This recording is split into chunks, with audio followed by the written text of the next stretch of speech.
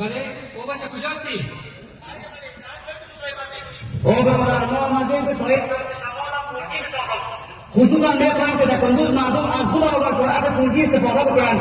تا اینکه تو بر وقت سایمت راستی لاس سایه وقتی پایین میشد برو افتادگان رو دیگی میمانا رو سایشه بکنید برای یا مزایمت نکن بیا به میمون ما روز پولی نمونده در خصوص بیا به مخصوص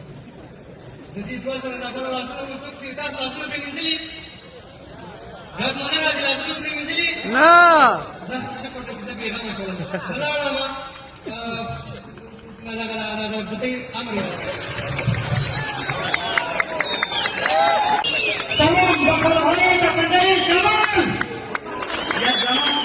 اینجا کنده میگفتن در کندوز یک نوع خربوزه است به نام جنتور اینقدر شیرین است که جن بغرد تور میخوره همه را به خاطر خربوزه زرقتین و به خاطر گوی برنج لونگی از کابل تا کندوز آمدند. بسیار تعریف میکردند که کندوز بسیار یک برنج یک پلاو مزدار دارد دوستان عزیز و اینجا تقریبا انتخاب آمد شد بسیاری شما اشتیاق نام آمده باشه انشاءالله منیوی اول فرمان انتخاب کنید.